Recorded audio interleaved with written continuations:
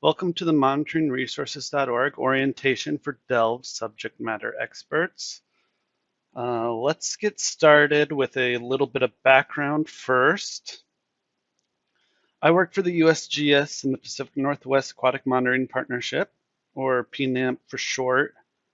PNAMP is a forum to facilitate collaboration around aquatic monitoring topics of interest. It promotes best practices for monitoring, and it encourages coordination and integration of monitoring activities as appropriate. In other words, we have a mission to facilitate an effective and comprehensive network of monitoring programs based on sound science designed to inform public policy and resource management decisions. Our goals are to increase efficiencies and reduce redundancies among monitoring efforts. To do that, we hold workshops, put together working groups, and we host MonitoringResources.org to promote standard usage of metadata. That provides access to metadata and helps partners manage their data life cycle. The goal of this webinar is to provide an introduction to the MonitoringResources.org toolset. I will give you some background information about MonitoringResources.org and how the metadata you enter into the tool can be reused. And then I will present some detailed information about the components of the tool. So why document metadata? Metadata documentation supports common needs. Many people use aggregated data, and documentation is an important part of ensuring the long-term value of data. Through effective data documentation, we can preserve the data and make it more shareable. Data repositories and visualization tools like Delve with well-documented metadata improves access and discovery of data. We can also get regional reporting through compilations of data at larger spatial or temporal scales. So by collaborating, we can get a bigger picture. And also, thoroughly documented metadata enables reproducibility and therefore creates a greater trust in the data. Metadata in MonitoringResources.org are more thorough than what is required in a peer-reviewed article and likely an annual report. So your organization or colleagues can come to Monitoring Resources to more easily reproduce the work. So why MonitoringResources.org? Well, MonitoringResources.org has been around for more than 14 years and has evolved in these last 14 years as a suite of tools to document structured metadata about monitoring efforts. It is also agnostic of monitoring types, but in general, it is populated with information about aquatic monitoring. And it is a structured online tool set that supports project design, metadata documentation, and project collaboration, like I discussed in the last slide. And by documenting metadata in monitoringresources.org, we promote what's called FAIR, F-A-I-R, which is findable, accessible, interoperable, and reusable data practices. And these practices can allow you to enter information once and easily reuse it through multiple systems, and that output from one system can be easily organized and ingested by other systems, such as data sharing software. So what does this all mean? It means that we can work together to secure data, reduce redundancies, and meet those FAIR principles. DWR personnel can enter specific data and reporting into Delve, like their project metadata, their equipment metadata, original data sets, visualizations, reporting, and reference materials, whereas they can then just enter in their protocols and their methods and their study plans and their sample designs if they have them in monitoringresources.org, and we will link those together within the Delve site. So Once you document all your stuff in Delve, you can click on a link that will provide all the documentation that's done in monitoring resources. So there's some information exchange going on there, and you don't need to duplicate your effort in two different places. Monitoring resources has been cited in appendices of published journal articles and annual reports, and this has helped save space, and again, it limits duplicative effort. So instead of in a journal article typing out all of your methods and your step-by-step instructions, you can just link within an appendix all that information. And journal articles usually have a limit on the amount of words or on the amount of space. So this is pretty common practice, just to link to your methods in an appendix, and those methods can be better documented in monitoring resources. All right, so now that we have a better understanding of the roles and the uses of monitoring resources, let's dive into navigating and utilizing monitoringresources.org. Here we have a diagram of the components in monitoring resources and how they are related. You'll see this diagram often in monitoring resources training materials. And you'll also see the simplified fishtail version of it at the top of many monitoring resources screens. I have included this metrics and indicators tab or section in our fishtail diagram because it's an important part of the work you all will be doing as Delve subject matter experts. So what does monitoring resources mean when we say protocol or methods? Because these can mean different things in different places. So I've created this crosswalk between Delve terms and monitoring resources terms. So a project in Delve is a monitoring program in monitoring resources. A data set in Delve is a protocol in monitoring resources. Fields of data collected are metrics and indicators, and then a file within a data set is a method. So what you all will be doing is creating reusable protocol templates. And if you remember from our last slide, each protocol is a Delve dataset. You'll be creating a general protocol for the 6 dataset types that we've identified: acoustic telemetry, acoustic Doppler current profiling, experimental observation, organism sampling, geospatial data, and water quality time series data. Once those generic protocols are created and finalized, anyone can clone them and create more specific protocols. So going back to this slide, what's important to get out of this diagram, along with all the stuff you can find in each component, is the relationships. So for instance, many methods make up a protocol, and a protocol can link to a study plan, which you can also link to multiple sample designs, and sample designs are the where and when data collection occurs.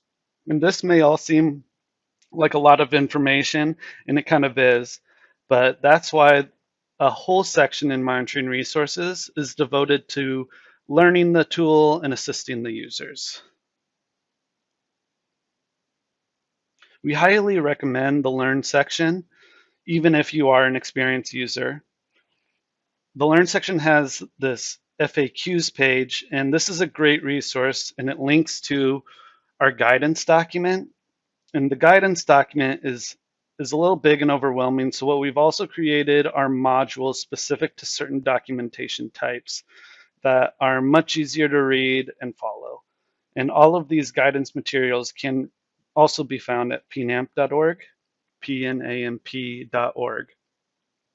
We're also in the process of creating a module on how Delve and monitoringresources.org relate. So that will be available in the frequently asked questions section page in the Learn section. The Learn section also has a glossary. And the glossary can be a very useful asset because some monitoring resources terms might not align perfectly with how you have defined them in the past. For instance, our definitions of protocol and method may differ a little bit from yours. Methods in monitoring resources are step-by-step procedures that aim to measure metrics and indicators, whereas protocols are a collection of methods that address a monitoring objective or objectives. The Learn section also contains a number of quick training videos that we typically keep to 5 minutes or less. These are continuously being updated to best reflect monitoringresources.org. And we'll be creating some Delve specific help as well. You all will sort of be the Delve user guinea pigs. So if there is anything you encounter that you think needs guidance, let me know. I'm in the process of creating a couple Delve specific videos, and as mentioned before, a guidance module specific to Delve users. Now that you've familiarized yourself with the Learn section and answered a few of your first questions, let's get into how to document some of your content. So again, we return to this diagram to see how the components are related.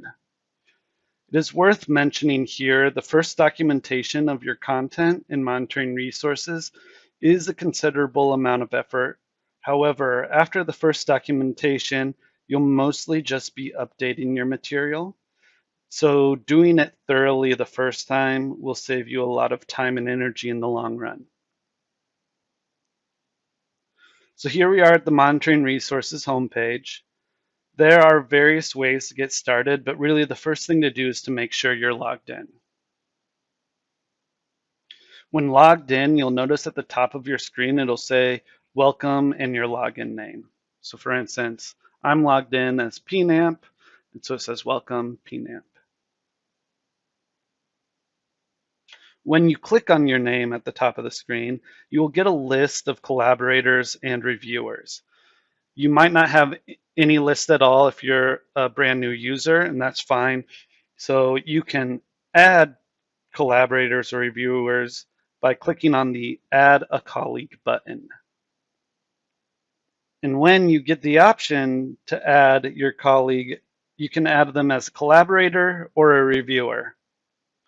So collaborators can view and edit each other's draft components, whereas reviewers can view draft content, but they cannot edit it. So it's pretty essential to identify your collaborators and your reviewers appropriately. If you want someone to work on your draft topics or your draft content, you need to identify them as a collaborator rather than a reviewer. If you want someone just to read over your content and not to edit it at all, you can add them as a reviewer.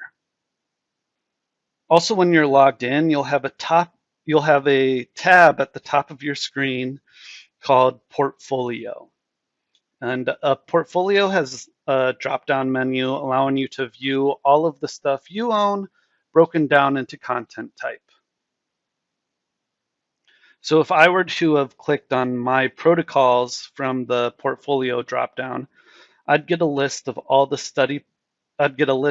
protocols I own and other useful information related to each of these protocols, like that I'm the owner, how complete the protocol is, when it was last modified, and the program that protocol is under. Another way to get started, particularly if you're creating new content or searching for content that you don't own, is from the home page and selecting Document.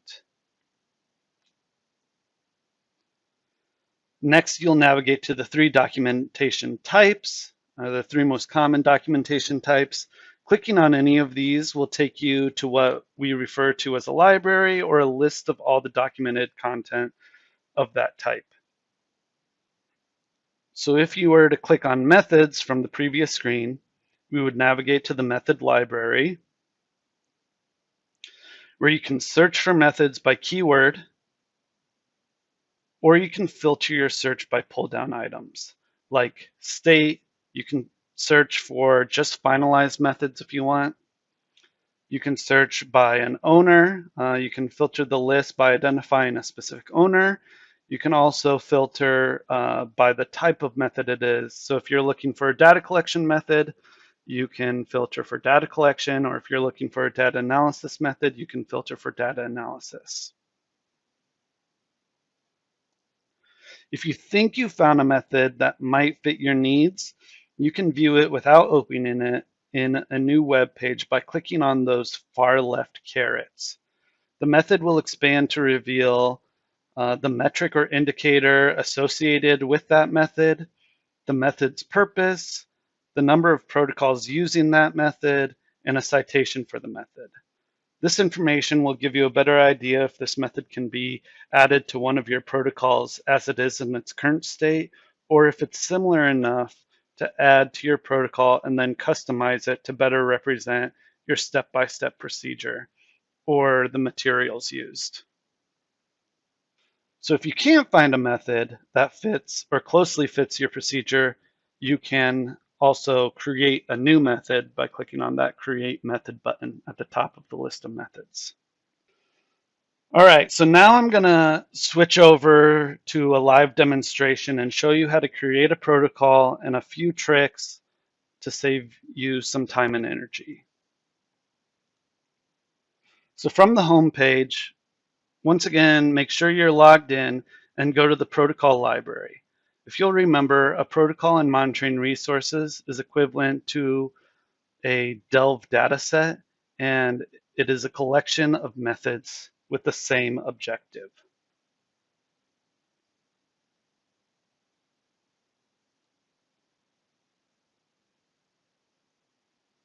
Once we go to the protocol library, we can now search for an existing protocol to clone, but for you all, it's probably most likely you'll have to create one from scratch. So let's click on the Create Protocol button.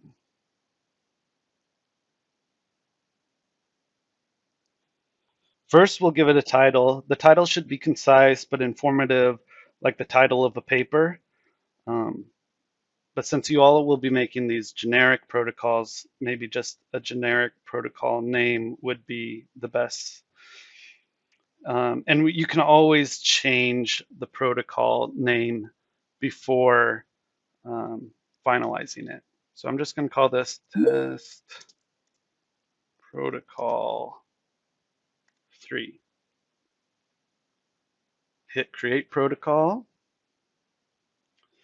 And this brings us to our protocol editing page. So the very first page you'll see is this Edit Basics and Objectives. And again, like I mentioned, we can change the protocol title anytime we want before finalizing it. So let's change it to Test Protocol 4. From this Basics and Objectives page, there's a few other things we can add to our protocol to make it more useful for others who encounter it or read it or want to duplicate it or clone it. So the first thing is we have this supplemental information section where you can add additional information, for instance, from if this protocol is the product or a piece of a journal article or an annual report, you can link to that supplemental information.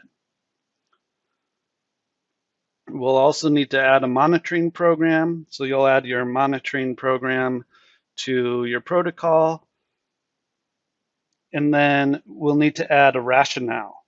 So rationales, again, you all will be creating more generic protocols, but in general, the rationale should explain why you would use this particular collection of methods to help answer your management or research questions. And so we can just type anything we want, or a general rationale into your rationale section and move along. Any of these asterisk steps are required. So you will need to provide some sort of rationale, whether it's generic or not. Next step is to add objectives to your protocol. So again, you guys will probably have some fairly generic objectives that the next user can come along, clone your protocol, and make more specific objectives. But I'm just going to put in a couple examples of objectives here. So I can type in an objective, estimate spawner abundance and escapement of wild and hatchery steelhead. There is a character limit on objectives, so that's one thing to keep in mind. And if you need information on the type of what an objective is, underneath most of these sections, there are little hints or information on what should be in those sections. So for instance, the objective section, it says achieve the protocol objectives by executing the methods in this protocol. Good objectives meet SMART criteria: specific, measurable, achievable, feasible, results oriented, and time limited. And then it gives examples of objectives. And you can add more than one objective because most protocols will have more than one objective. So you can add objectives by clicking on that Add Objective button, and we'll type in estimate adults per red. Something pretty simple, but this is an objective of all of this protocol. And if we scroll down, you can also add figures and forms to your protocol if needed. I find that if there is a specific form used for this protocol, this is a great place to add it. It can be really helpful. You'll also have the option to add forms to specific methods or figures to specific methods as well. But if there is a form that kind of encompasses the entire protocol, this would be the place to add it. And remember to save your work as you go along. So I'm just going to click Save Now. And it might take a second.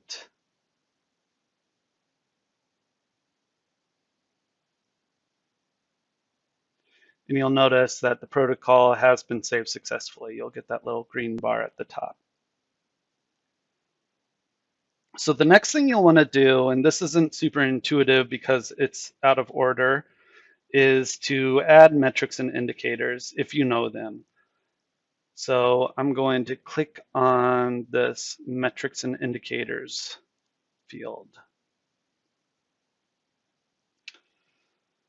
And again, we have some definitions of metrics and indicators. So if you're a little lost, there's definitions right in the section of what a metric is and what an indicator is.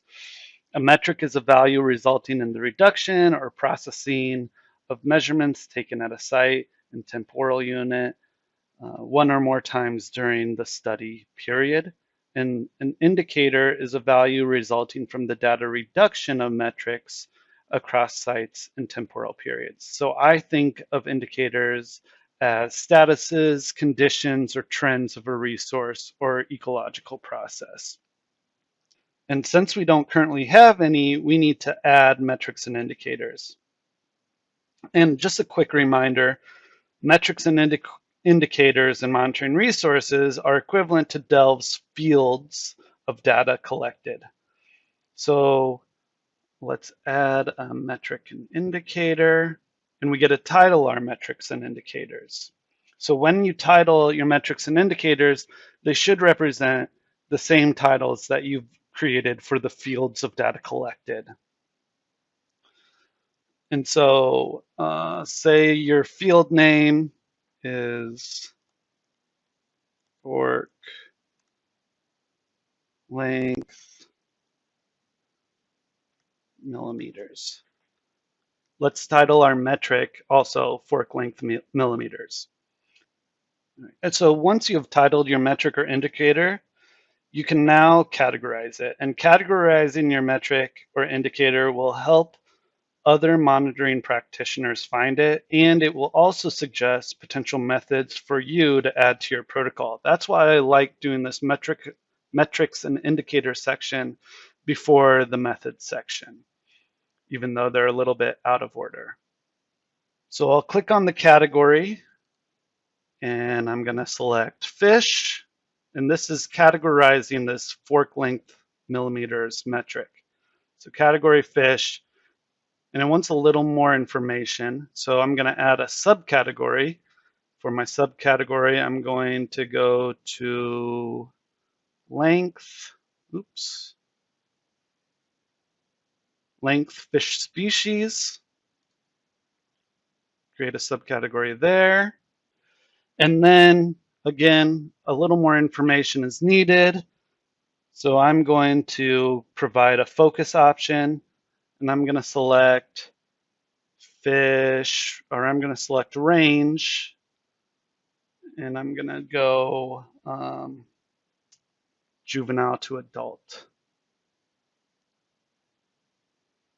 And that's all the information it needs. If there was more, I could add a focus option too, but this is enough information to allow people to help find this fork length millimeter metric. And I'm going to click save. And again, I just want to point out there's definitions under all of these categories. So if you choose this range juvenile to adult, and you read this definition and you're like, oh, I don't know if that fits, you can change it. So click save.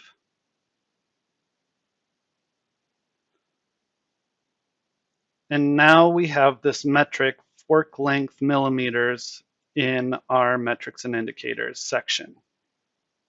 All right, so the next thing, and we can do it straight from this page, in this metrics and indicator section, we have this caret here. I can click on this caret, and I can add a method that helps me measure this fork length in millimeters. So the method that I'm going to use to get fork length, and I'm just going to click on this add method, and I get this pop-up, and the first thing you'll notice is it's going to suggest a method that already exists in this protocol. We haven't added any methods to this protocol, so that's not very helpful. But I have this radio button that would suggest a method. So I would like a method suggested to me, and this is suggesting a method to me based on the categories I indicated. This fish, length fish species, and then fish life stage range juvenile to adult. So it's going to find all the methods that have this same metric, and it doesn't matter what the metric is titled because that is individual to our protocol, but it is going to use this as information to find our method. So I'm going to scroll down, and I'm going to say measuring fish length, fork length. This is probably a pretty good method to find fork length, right? But if you aren't sure, you can click on this more, and you get a pop-up, and you can get a little information about this method, including the stepwise procedure to do while getting fork length. And I can scroll a little bit. All right, this looks great. I'm gonna say this is the method we want. Just gonna click away from that. And I just check this box here and click save. And now you can see that that method, measuring fish length, fork length, is added to my protocol, and it's mapped to this metric, which is great.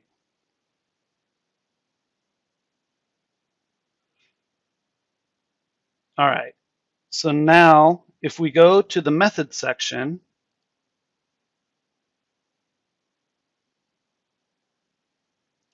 you can also see that that method has been added to our protocol, measuring fish length, fork length. It's right here in our protocol. It's great. What we can do here, we can add more methods, or we can delete this method, or we can customize this method. So first, let's add another method just to show you that you can add methods from multiple sections.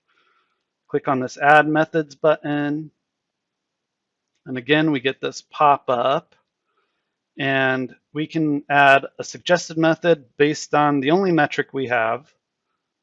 which could be helpful. Maybe we don't have many metrics or indicators in our protocol.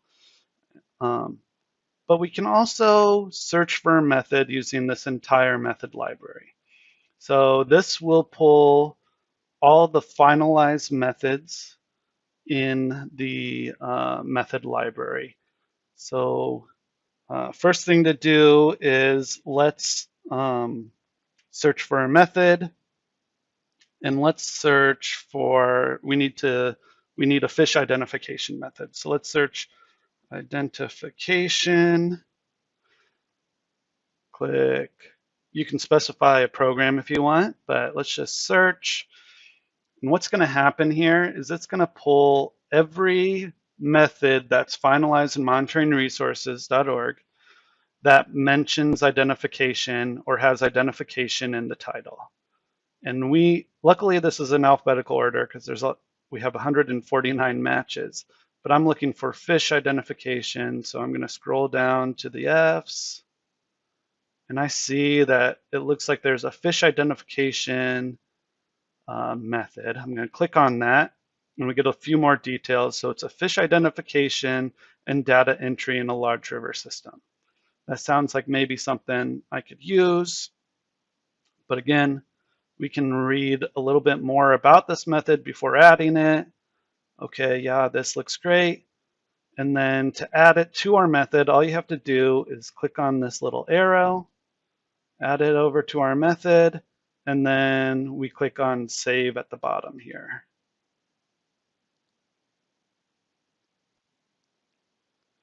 So now we've added that fish identification and data entry in large river systems method to our protocol. But say this method is just a little bit off, it isn't quite what we do, we can also customize the method specifically for this protocol. So click on this little pencil and paper icon and another pop-up, because we love pop-ups. This will explain, why you might want to create or why you might want to customize a method. And to customize a method, it's pretty simple. You aren't changing the original method at all, but what you're doing is you are providing an explanation of your customization. So if the purpose of this method is different than the purpose of why you would use it, you could explain your customizations. I'd say more commonly, customizations are in the stepwise numbered procedure. Like we don't do step 2, or we skip, or step 3 is a little bit different for us. And also customizations typically occur in equipment. So if you need to identify more equipment that you use or a difference in equipment, you can do that here. So I'm going to customize the equipment, and I'm going to say something like we also use a solution. And so I've created a customization. You just click save. And now you can see that this method has been customized. It says modified fish identification and data entry in a large river system.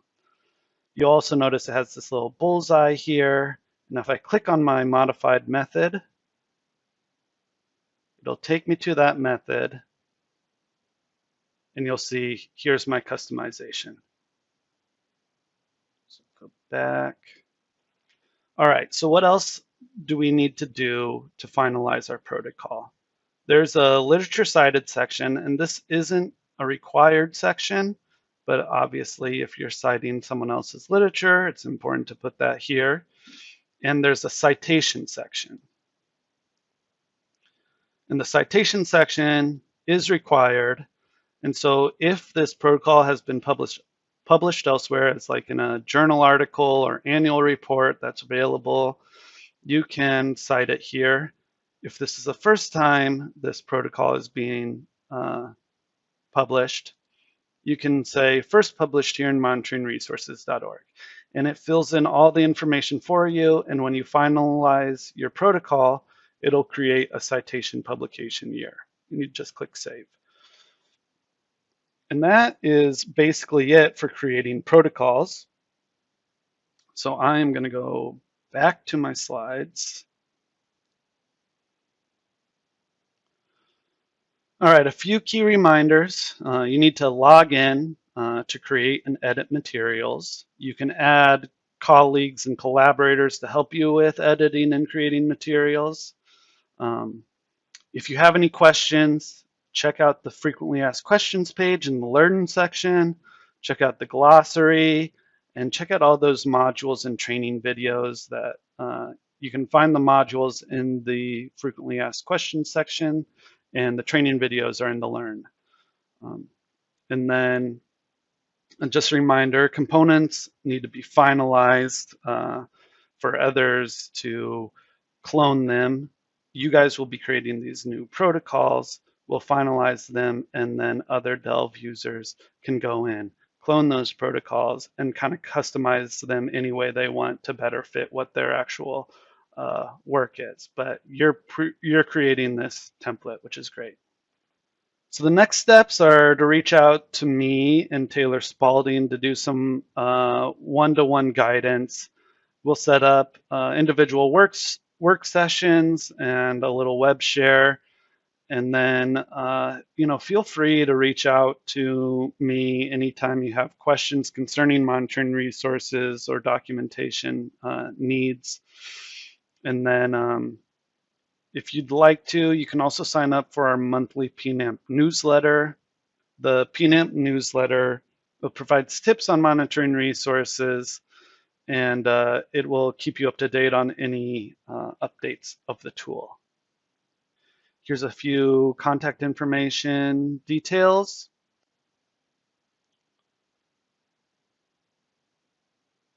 And that's it. Thanks for joining.